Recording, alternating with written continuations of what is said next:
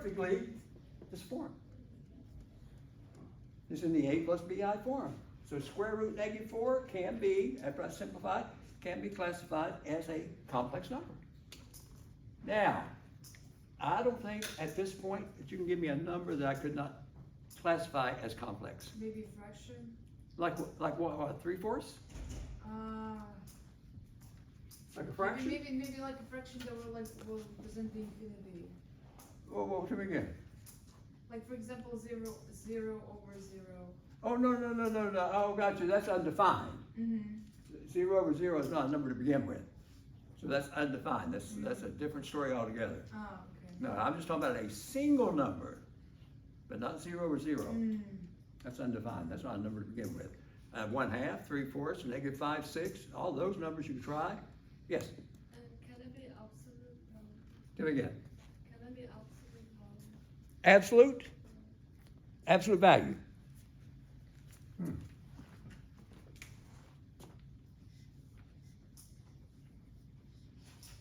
Guys, what's the absolute value of -6? It's 6. 6. Now, can that 6 be written out if I wish? In that form? Is that still 6? Yes.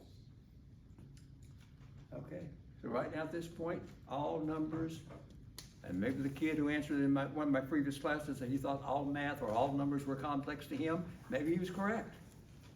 All these numbers that you're thinking of right now for math, for at the stage where you are complex. So all those real numbers can be written as complex. So that's what the discussion's all about here. Samantha. How would you write like the square root of -5? Ah, beautiful. Beautiful. Samantha, I'm going to break it up like this. I know that square root -1 by definition is I. That's what it's all about. Now the square root 5 she gave me, I can't do anything else with it. So we leave it like that. I, radical 5. Now I prefer the I out front. If you do this, I wouldn't count wrong. Why might you think professors would love for you to leave it like this than that? So you don't accidentally write the I underneath the. Tell me again. So you don't accidentally write the I underneath the radical. Exactly. You might make the mistake that you think that I's underneath that radical if you put it here. That's what I've seen happen. Sometimes you get quick on a test or something, and all of a sudden I see this. When you did not really mean that I should be underneath that radical. So I like the I out front. Samantha, I think that answers your question. So guys, that's the types of numbers we're going to be dealing with. Okay, yes? There's a type of variation with imaginary numbers with exponents, right? Are we gonna But we haven't dealt with that yet. Not yet. Okay, no, we're just talking about the simple thing called complex numbers. And that's it. Now, why I do all this, with my little 15 minutes I have left, is this. Part 2. Find the complex zeros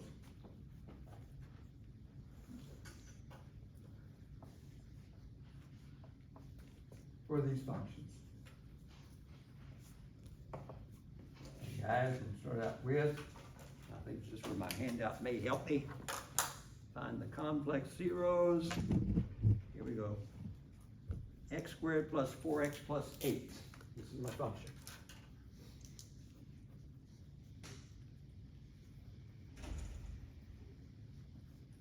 By the way, you guys who were with me at 4 o'clock, that was a knockout session. Beautiful session. Okay, x squared plus 4x plus 8. They want you to find, they call them zeros, in other words, the answers.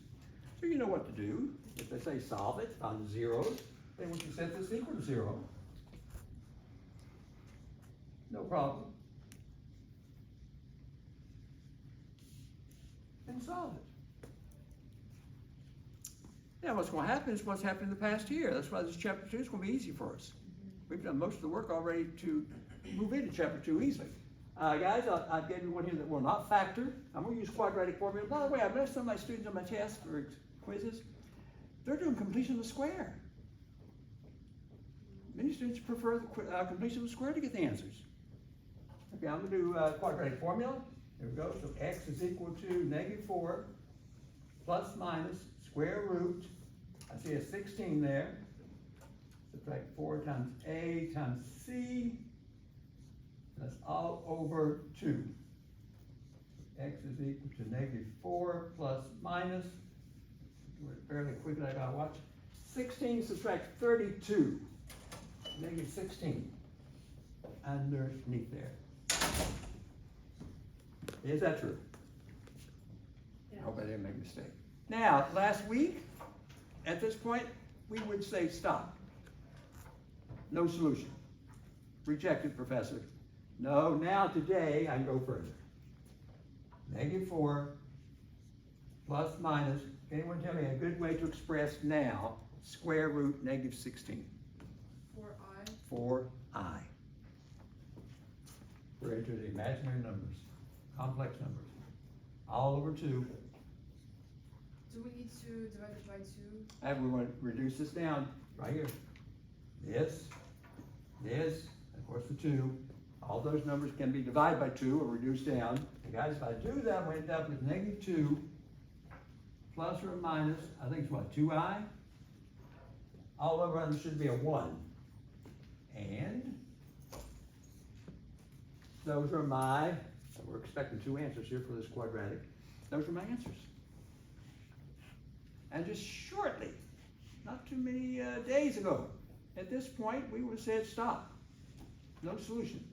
I am going to separate these. I hope I have no mistake in the signs there. So we got a -2 plus 2i and a -2 minus 2i. I think we have no mistake. You guys follow and do not make a mistake. I'm doing so much here today. By the way, those 2 answers fit this form. They look like this form. A plus bi, A plus bi. And we will accept them now when they use this. Now, can anyone tell me if I had used the word find the real zeros, not complex, find the real zeros, what would your response now be? Yes? No solution. So if I said find the real zeros, no answer, no solutions. Find the complex zeros, it opens it up. You can do it. Okay, so that was my, I got a few minutes here later. Main discussion was that for the complex. Now, here's when we close down, then we're gonna take the break. I'm gonna go back to this problem, which I think we were talking about this Monday. Yes, let's try to find it here. Let's call this g of x. And we had an x to the 6. Subtract 9x cubed plus 8. Guys, it may not be the same problem, but similar. Just like that. And they're saying solve it. Now, in my little 10 minutes I have left, how many zeros am I expecting? 6. 6. You gotta keep in mind, if you see that highest exponent, which is called the degree here, the highest exponent is 6. If you saw degree 12, you gotta get 12 answers. Here, I'm gonna get 6. Now, this is the type I would suggest, and we discussed this, let's turn this into a quadratic. And we'll let u be something from Monday. Now, a couple students came up to me after the discussion, and they saw a little plan there. They said, oh, Professor, I see what to let u be each time, and you can't go wrong.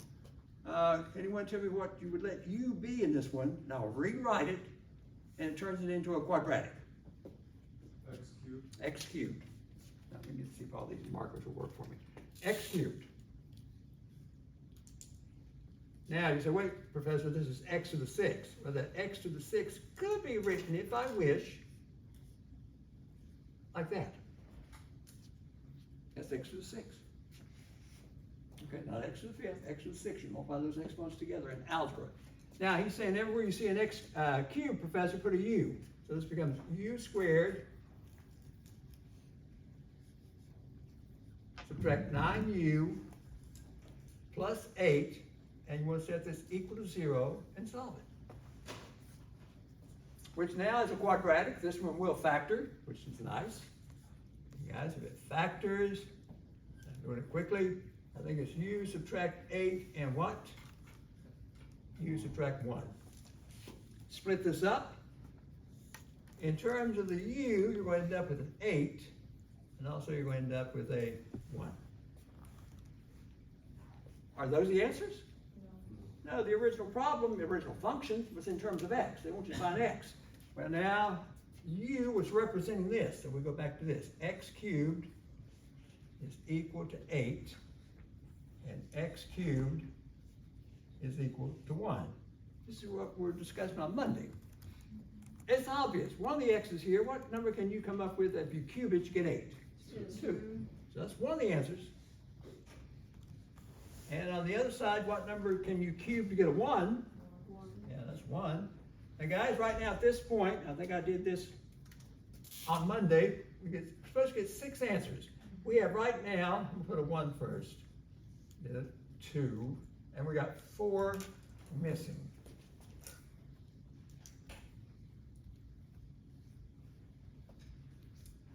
That's where we were Monday, I think. Now, can anyone recall what on earth we had to be clever did we do in the attempt to get a start on finding the other 4 zeros? Do you guys remember what happened on Monday? Go for it. Use difference of cubes. We had to go back and think, Professor, this looks nice, but for an example right here, these markers, right there, I know and you know. Where I have x cubed equal to 8, this could be, if I wish, oh, green's much better. If I move that 8 over, that could have been written like this. Is that true? And then we said, hold on, Professor, that looks more like maybe trying to use this. The difference of 2 cubes, and many students, which I was pleased, they remembered the formula.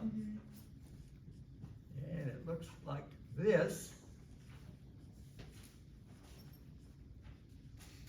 That's your formula for the difference of 2 cubes. The common mistake I see on that formula is many students will put a 2 here. They think it's 2ab. Because you're accustomed to a plus b squared, where that would be a 2ab.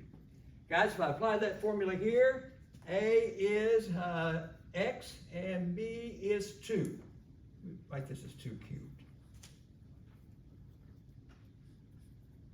So I can just identify the a and the b. A is x, b is 2.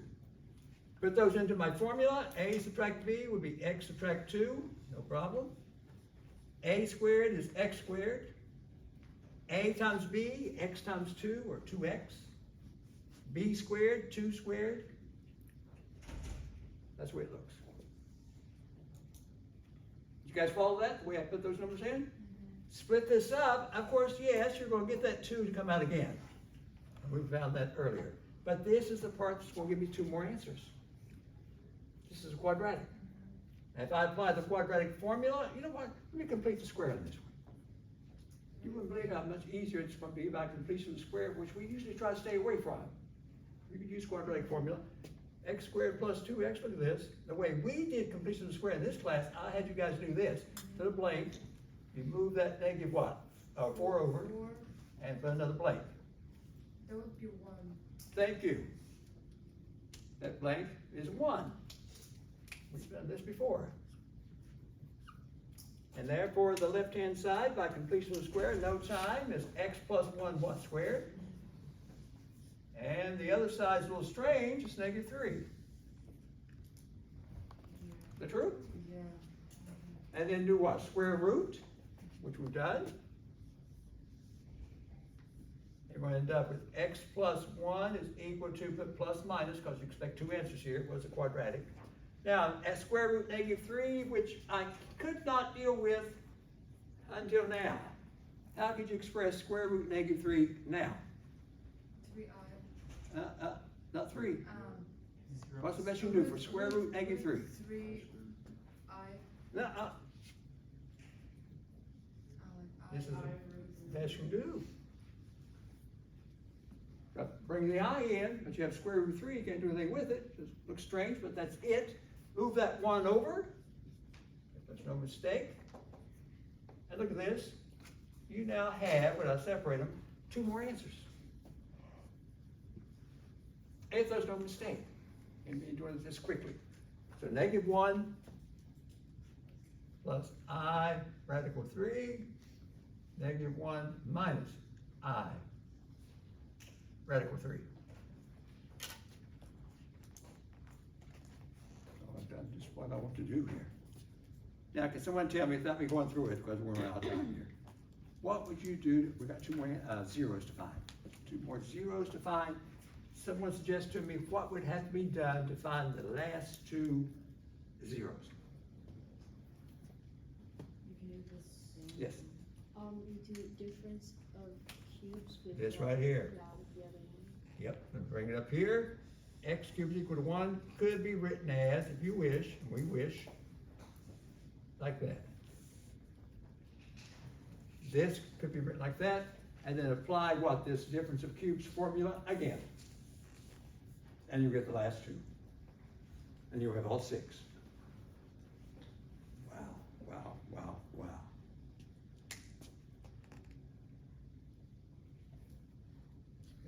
Are we okay, guys? Yeah. Now, what's on your mind? The test. Okay, so take a good 10 minutes. And then we're going to start this test.